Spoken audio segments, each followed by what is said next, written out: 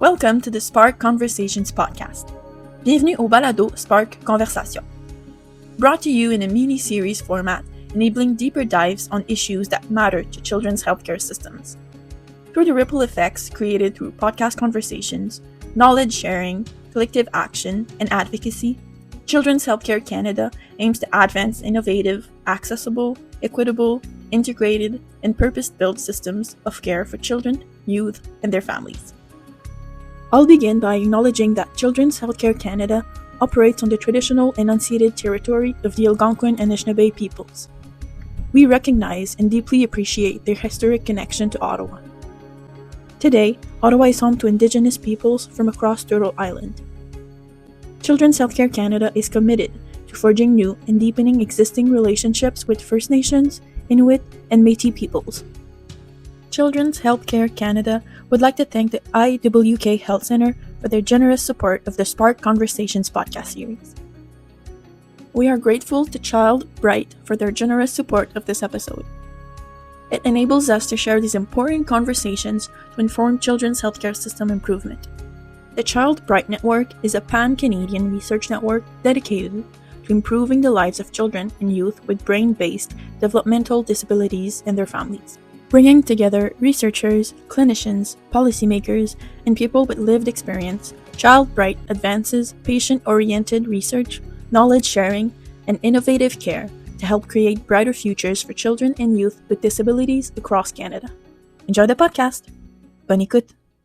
I'm Paula Robeson, and it's my pleasure to introduce this miniseries, Childhood Disability and Healthcare System Improvement. I'm delighted today to introduce the first episode in this miniseries, Seen from the Start, the Case for Early Intervention and Care.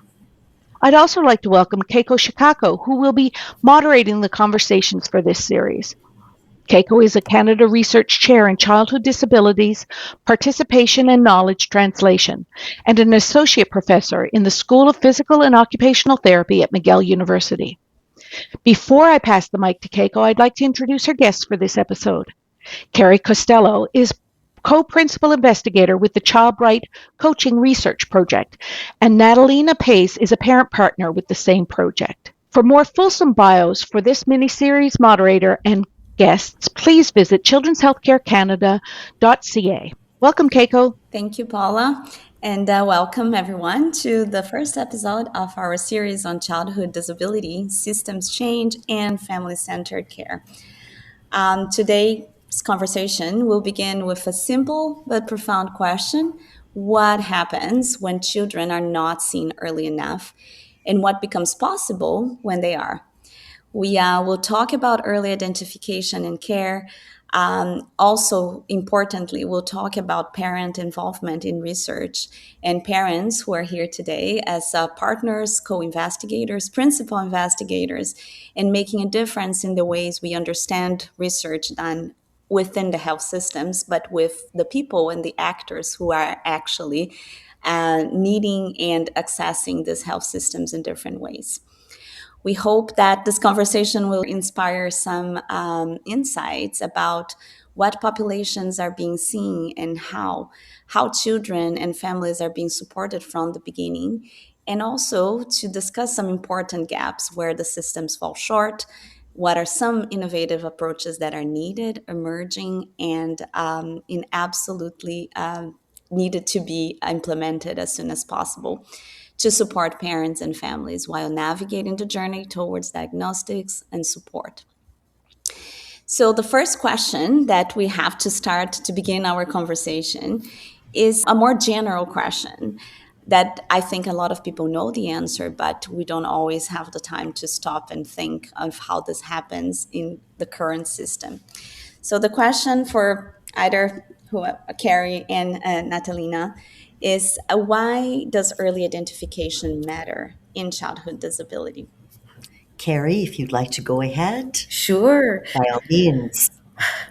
I mean, I think we know the research talks a lot about how important it is to support children early on. The earlier they're identified, the earlier they can get supports, the better the outcomes ultimately for children and families. And I think that is across many different aspects of their career or their journey through early childhood. I will say that one of the reasons we got support as early as we did is we self-referred. We didn't wait for our doctor. Our doctor was not willing to refer us. We self-referred, which I don't think was allowed at the time, is, I believe, allowed now. And so they've opened up the system so that more people can refer. But that is one of the reasons why we got supports as early as we did. And also where we lived in a fairly small center at the time in St. Catharines, Ontario. And so there wasn't it was a long wait list. It was still about a year, but it wasn't many years, which I know it is for many people now. So it was a little bit different. And so I would say opening up that early identification to different people, whether it's the doctors, but also whether it's the childcare, the early childhood educators, or the parents themselves, is really important to making sure that people get on those lists early enough. And then hopefully those wait lists go down so that they actually are getting supports early in childhood before they hit school.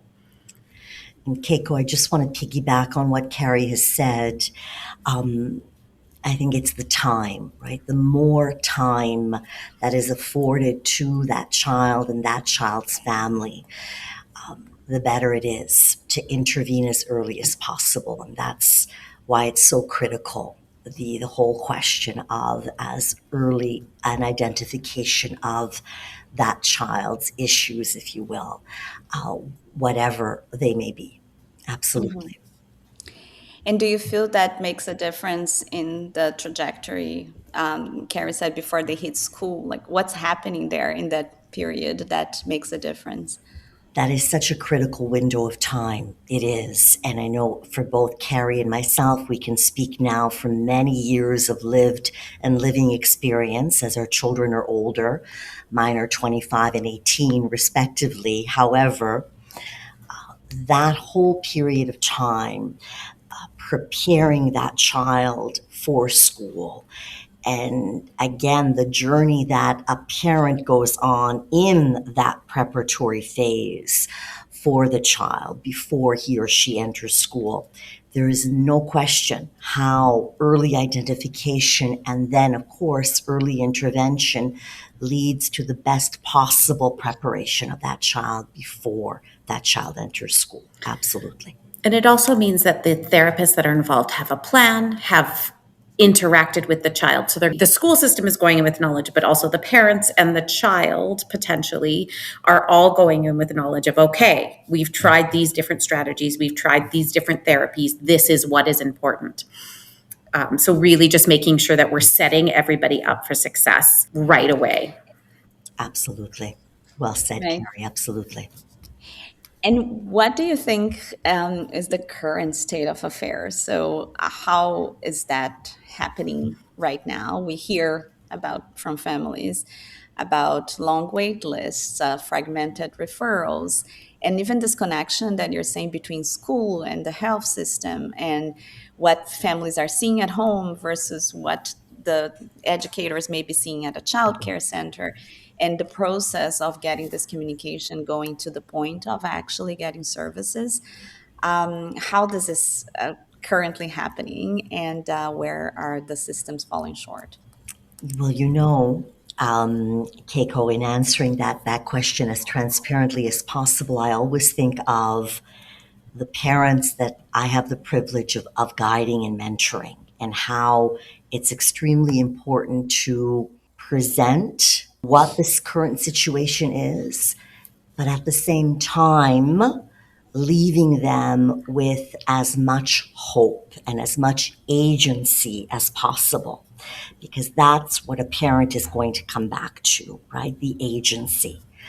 So, from the perspective of where I am at in Quebec, this is now going back several years, where the then Quebec ombudsperson had issued, within the space of 6 months' time, two very significant reports detailing how there is still significant barriers between the lack of communication, if you will, and the lack of collaboration and partnership between the health and social systems right? The health care system, if you will, and the education system.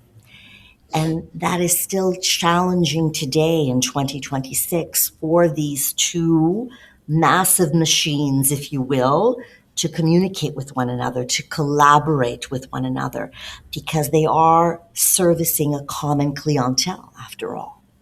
So to get back to that point of the parent and the agency that that parent will need to continue to navigate as best as possible both of these systems to move their child forward, right? It is to be able to optimize to the best of their ability how, as Carrie had mentioned earlier, how their child's therapist within the health and social services sector, right, can collaborate with their child's teacher, with that child's teaching team, including the attendant, right? Whatever therapists are going to become involved at the school level as well, intervening either directly or on a consultative basis with respect to the child in question. So I think there is a lot of work that has been done. Truthfully, there is still so much work that needs to be done in terms of really assessing and understanding and appreciating how important it is for everyone to collaborate, for all stakeholders to really collaborate together. Yeah, I'll jump in, Natalina, after you. And I think the biggest problem is the long wait lists, which means that there is literally years where parents don't know what to do. And I think that is a terrible time. It's terribly stressful on the family. You know something's wrong, but you don't know what, and you don't know how to help. And I think that is very detrimental to everybody involved. I also I have the privilege of running parent-to-parent cafes here in Manitoba, and we've discovered, like, somebody came to me and asked, like, I've been waiting this long, and it was for a clinic that I was like, that can't be true, and they were on the wrong wait list, like they didn't know it. Because the person who had referred them, it was somebody who lived in a rural community, probably didn't know the right wait list to refer them to. So we were lucky enough, we caught it within a few months. But I was like, but that, like, they didn't know that. Nobody knew that. And it's like there's not this sort of oversight or anybody able to sort of really help parents while they're waiting.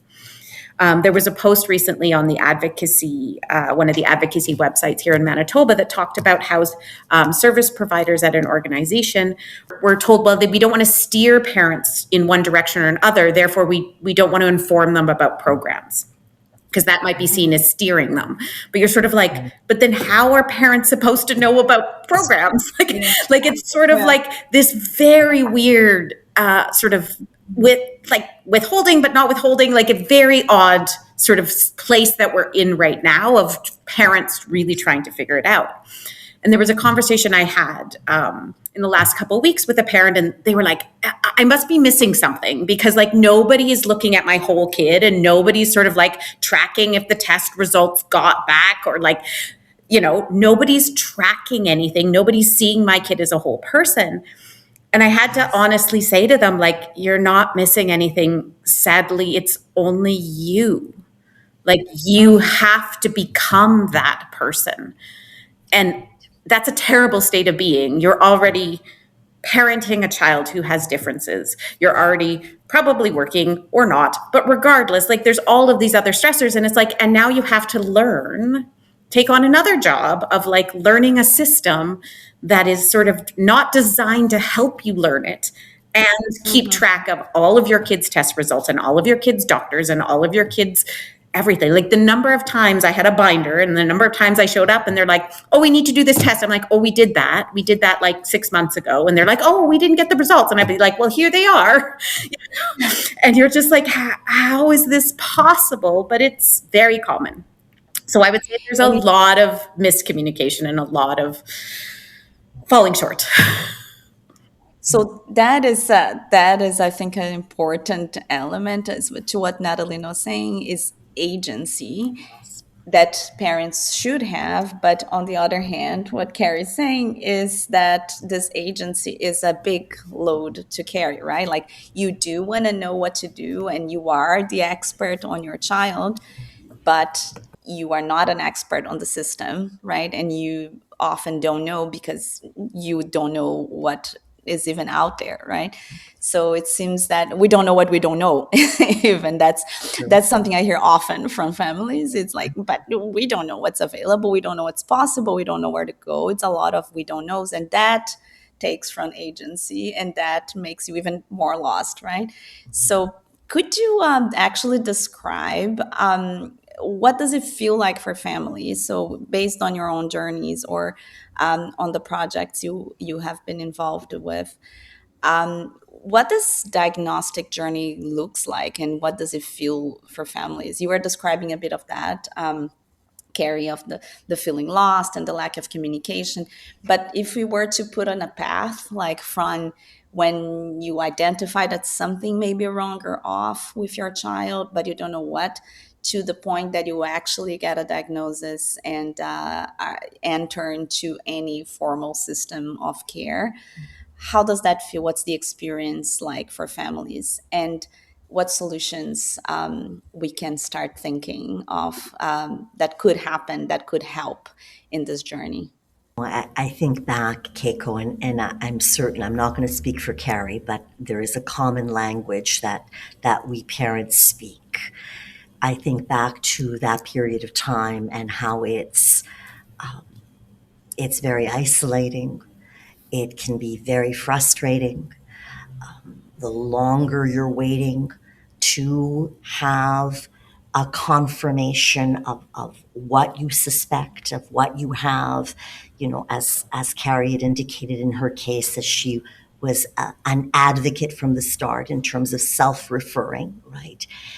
It is an angst-filled time. It really, really is. And I think ultimately during that waiting time, diagnosis and then the waiting time for services, right? That's where, and certainly we're going to delve into this further, but that's where a program like the Bright Coaching Program comes in perfectly, where it will provide absolutely that platform for the parent to begin to develop that agency, to begin to develop that muscle, because it is a muscle that parents will have to flex over and over again to advocate for their child, right? That's what I would say in terms of that time, and in terms of what can be done to maximize for the parent and for the child during that time. One of the things I want to jump up off of from what Natalina was saying is that time is sort of, you're stuck. You're just stuck. And you sort of don't know what to do. You don't know how to move forward. And you just feel very incompetent as a parent. Is it your fault? You're asking all of these questions. But then it's like you also go into therapy completely unprepared for the fact that once you get off the wait list and get either a diagnosis or you get some services, you are then becoming your child's therapist. The therapist is teaching you what you need to do at home, right? Yes. And you're going in going, great, fix my child. And it's sort of this real disconnect that I think also wastes time in the system, because it's like you're coming and going, great, what's the thing, the therapy, the pill, the medication that will fix my child? And that's not normally how developmental conditions work, normally, right? And so really thinking about how you're approaching therapy differently and all of those pieces are, I think, so parents are walking in understanding what they're going for. Natalie, did you want to just briefly describe what the Bright Coaching Project is? Well, Carrie, I'm thinking back anecdotally to when you onboarded me in terms of my intake, right? When I became a parent partner for the Bright Coaching Program. And it's been a remarkable 5 years for me in terms of having that role here in Quebec. The Bright Coaching Program is really and truly, I think, in my humble estimation, the answer to every parent's prayers in terms of a comprehensive, multimodal program that's delivered virtually, that speaks to several themes directly related to what a parent is going through in terms of this process of diagnosis and then this process of entering the system and gaining access to services for their child with varying and diverse needs. I think that would be my best description of the Bright Coaching Program. Absolutely. And it's designed specifically for kids who are just entering the system or on wait lists, either for diagnosis or for services, designed sort of for that preschool age range. We did a randomized control trial across 4 different provinces in Canada, and we know that parents left the program feeling significant improvements in family empowerment, increased feelings of competence and satisfaction, and there was also less stress in the intervention group as opposed to a control group. So we had both, and really it was during the pandemic. So that was also very interesting because we were not sure how that would all factor in. But because it was meant to be, it was designed to be a virtual or on the phone program, not a lot changed. So that was also great. So we know it works. Like 98% of the participants felt there was an overall benefit. So we really captured that moment in time. So we know that this works, and we are hoping that it will be available to parents upcoming in the future while they're waiting, to just try and prepare them a little better for that first therapy appointment, or after the first therapy appointment, to just like try and figure out what are the next steps, what is it that I need, how do I organize myself, what questions do I even ask? Exactly. So if I understand correctly, and maybe you can add some detail on that, what Bright Coaching is proposing is to actually give agency to parents. So it's not to give any specific skills to the child or to the parent in terms of, it's not skills building, but it's providing the right information tailored at the right time to help them go and find what they need where they are. Is that what the program proposes? A little bit. What I'll say is that like almost 98% also reported gaining new skills and knowledge. So it does help, but it's not necessarily therapeutic skills. It is skills to help them go, what is the next step? What is the thing I need to be looking for? What are the questions I need to ask when I walk in and have that very short appointment with this person? And that's all the time I have.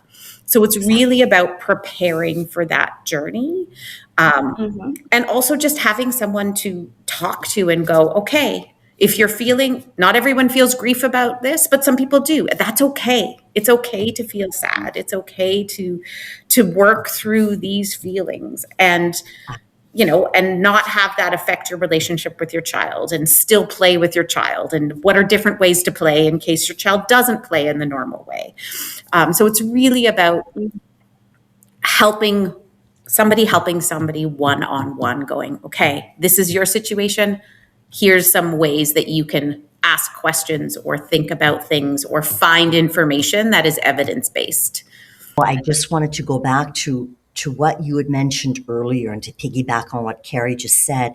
You know how earlier you mentioned what a parent doesn't know what he or she doesn't know, right? Mm-hmm. So Bright Coaching really comes in to fill that void and to really provide that foundation of knowledge, right? So that a parent comes out of Bright Coaching knowing what they know.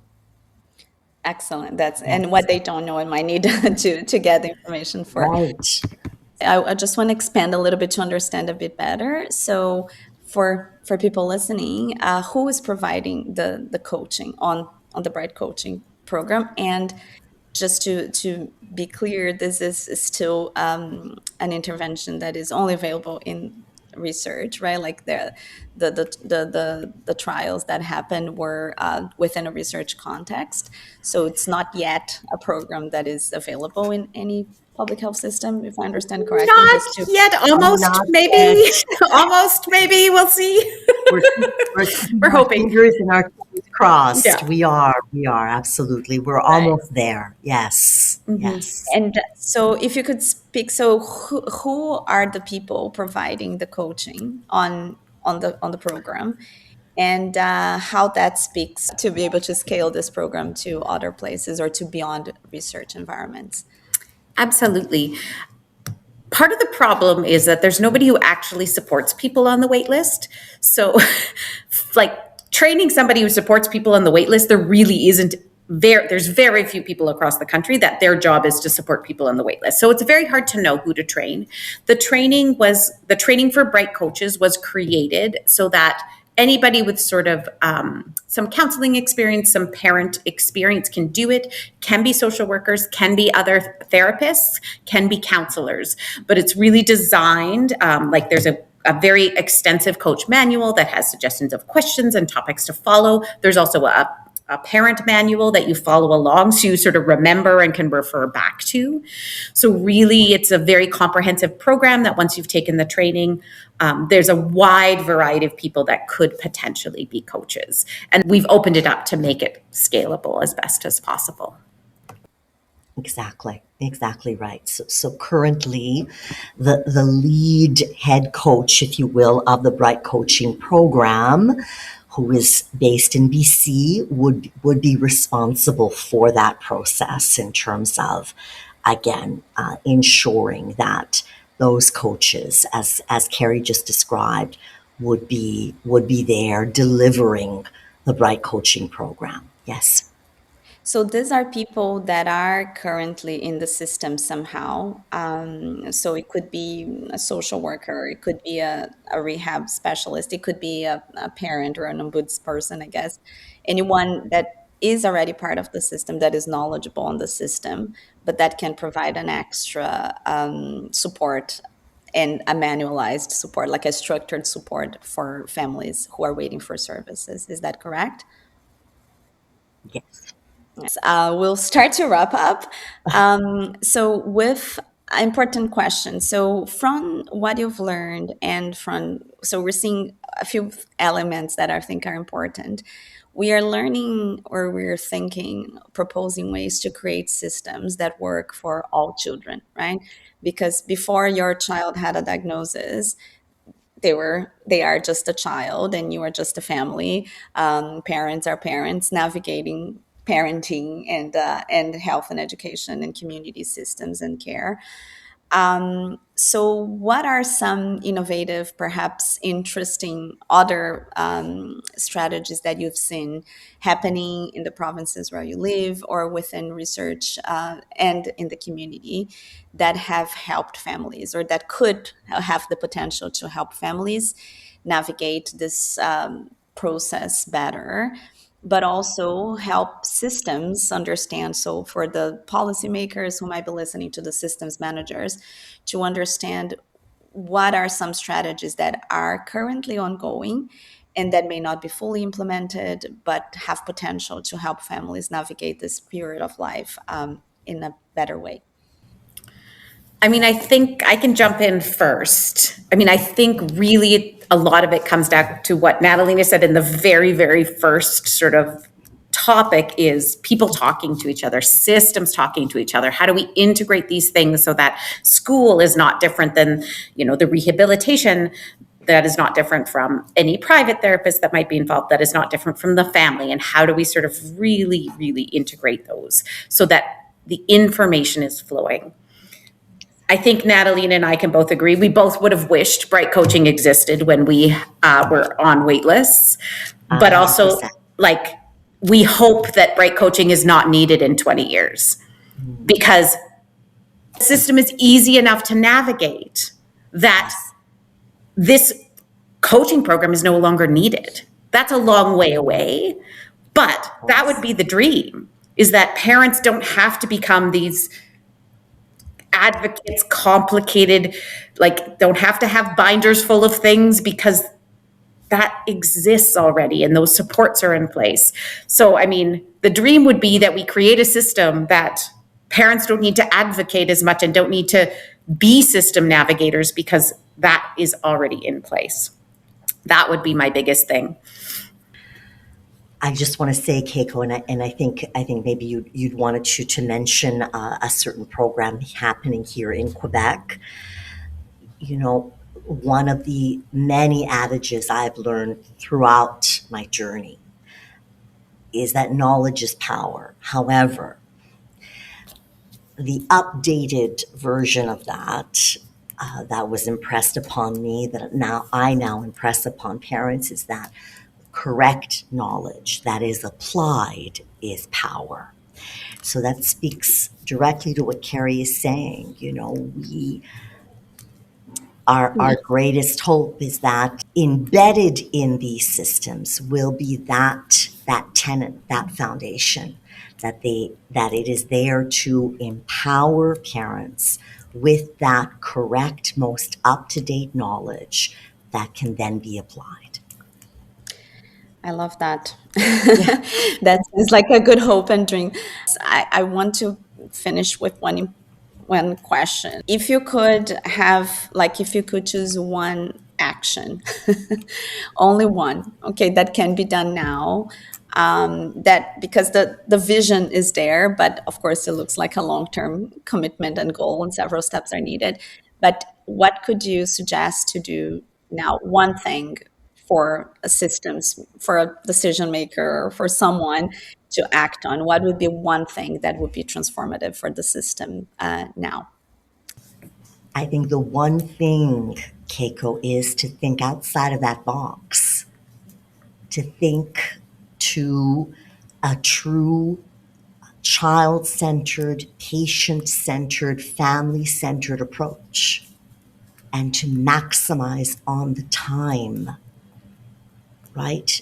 The time is now to act, and to encourage parents to be able to invest in their child accordingly during that time of waiting.